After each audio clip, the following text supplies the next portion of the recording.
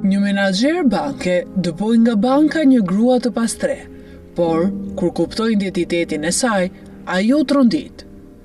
Menaxheri Ronald njoh menjëherë një mbres në ballin e saj dhe zbuloi diçka për të kaluarën e tij që nuk e kishte imagjinuar kurrë. "Mami, duhet të largohesh menjëherë", I tha roja e sigurisë për herë të dytë gruas së çrregullt dhe me pamje të pisët, pasi ajo fut brenda bankës. "Unë nuk mund të largohem, më duhet të kërkoj një hua", tha gruaja e turpshme, por e vendosur. "Djali im ka nevojë dëshpërimisht." Ronaldi doli dhe pyeti se çfarë po ndodhte. "Zoti Daniels, kjo grua nuk pranon të largohet dhe thotë se do një hua", informoi roja e sigurisë Ronald, dhe ata të dy e pan gruan me shqetësim dhe përbuzje. Ronaldi ishte ngrirë në vend dhe roja e sigurisë u trondit dhe e gjithë operacioni I bankës pushoi me fjalët e saj.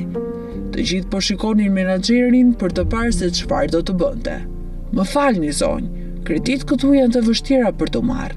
Çfarë keni për të ofruar si kolateral?" pyeti Ronald me qetësi. "Kolateral? A nuk mund të marr vetëm një kredi nëse premtoj të paguaj?" pyeti gruaja e hutuar. Stafi dhe klientët e tjerë të bankës po e shikonin atë dhe gruaja u skuq nga turpi. "Jo", u përgjigj Ronald, pothuajse duke qeshur me gruan. "Jo duhet të ofroni diçka si një shtëpi ose të paktën një makinë, diçka." "Unë nuk e dija këtë, por nuk mund të ofroj makinën time. Është gjithashtu shtëpia ime, shtëpia jonë. Ne kemi nevojë për të, por na duhen dhe këto para", filloi të lutej gruaja, duke ju afruar menaxherit dhe duke mbajtur mëngën e xhaketës së tij fort. Ronaldi t'ju deshti tregonte gruas të vërtetën e ashpër. "Duhet të largoheni nga këtu menjëherë. Kjo dek përdoret kryesisht nga klientë të nivelit të lartë, po flasim për miliona dollar. Mund të provoni të kërkoni në një bank tjetër, por nuk mendoj se as ata do t'ju dëgjojnë. Dil tani para se t'ju detyrojmë të dilni", tha ai me buzë të shtrënguara në mënyrë që klientët e tjerë të mos e dëgjonin. Por gruaja filloi të qajë dhe nuk e lëshoi menaxherin. "Të lutem, duhet të më ndihmosh, të lutem, biri im." Ajo tërhoqi xhaketën në kostumit të tij dhe Ronaldit I humbi e gjithë pjesa e mirësjelljes së mbetur në të. "Më lër të shkoj menjëherë", përditi ai duke shtyr gruan nga ai dhe duke fshirë xhaketën. Gruaja ra në dysheme, duke bërë që t'i ekspozonte më shumë fytyrën dhe flokët e saj. Sytë e Ronaldit u përulën mbi të me neveri, por diçka e zuri në sy. Kishte një shenjë të njohur në ballin e saj. Ai e kishte parë më parë, shumë vite më parë. "Do ta dërgoj jashtë, zoti Daniels?" ofroi roja e sigurisë dhe u nis drejt gruas. Por ai ndaloi kur Ronald I vendosi dorën mbi supin e tij.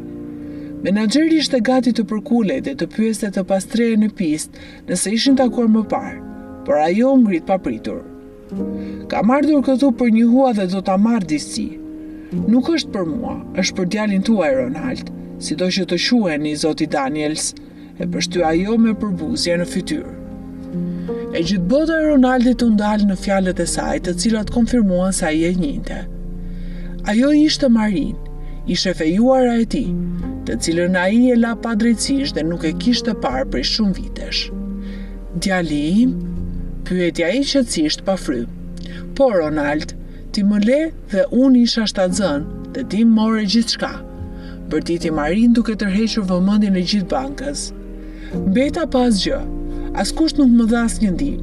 Ne jetojmë në makinën time, në strejmore për vite me radhë.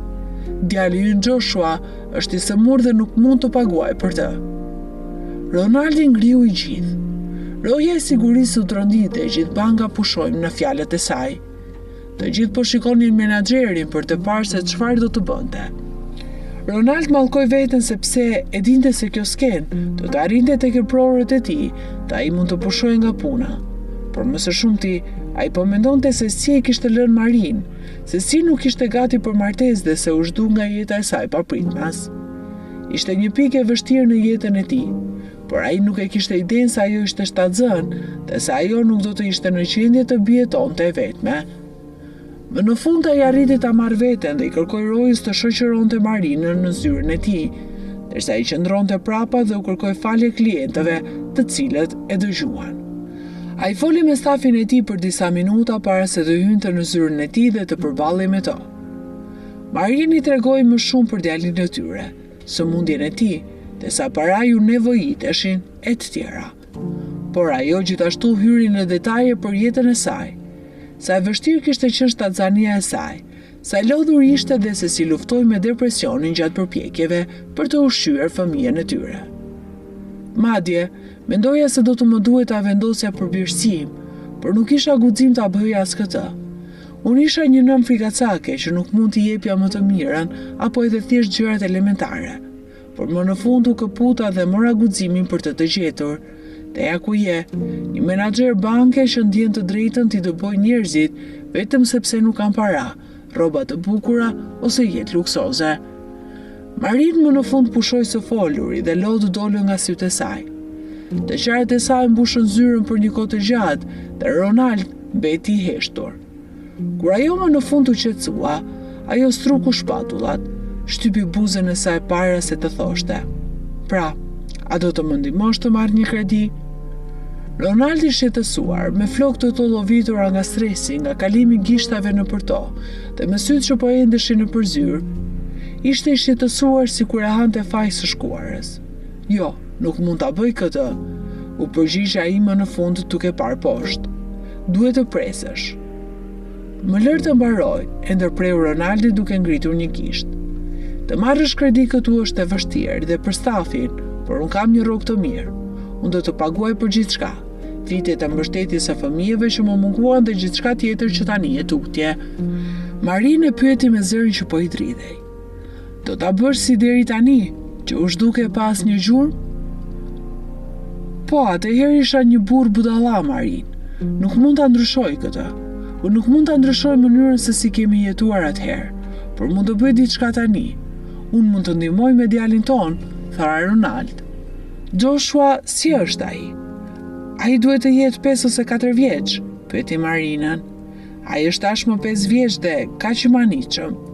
Ai është kaq i guximshëm, madje edhe në spitalet e frikshme," filloi Marin dhe shpejt zemërimi i saj u zhduk, derisa fliste për fëmijën e saj. Ata vazhduan të flisnin dhe Ronald e dëgjoi me vëmendje. Më pas ai e mbajti premtimin. Pagoi trajtimet dhe operacionet e Joshuas. Për fat, ai nuk e humbi punën në bank. Ai gjithashtu gjeti një apartament për Marin dhe djalin e tyre dhe premtoi se do të paguante për ta që ata të mos mbeten më kurrë të pastre. Pasi gjithçka u qetësua dhe Joshua u bë më mirë, Marin gjeti një punë dhe jeta e saj dhe e djalit ndryshoi në mënyrë drastike. Ronald dhe Marin nuk u takuan më dhe nuk e donin njëri tjetrin, por djalin tyre i lidhi dhe Ronald donte afërsi me Joshuan. Sepse, pa marrë parasysh se si ndiheni për një ish partner, ju duhet të silleni mirë me fëmijët tuaj. Çfarë mund të mësojmë nga kjo histori? Zhdukja e njerëzve nuk është kurrë e drejtë. Nëse dëshironi të jepni fund një lidhjeje, po jeni hapur dhe sinqerisht. Në këtë mënyrë të dyja palët mund të ndahen në mënyrë normale. Asnjëherë mos i trajtoni njerëzit me mungesë respekti. Ronald dhe të gjithë në bank e trajtuan tmerrsisht Marin për pamjen dhe erën e saj, duke mos ditur se ajo ishte ish e fejuara e menaxherit dhe nëna e fëmijës së tij.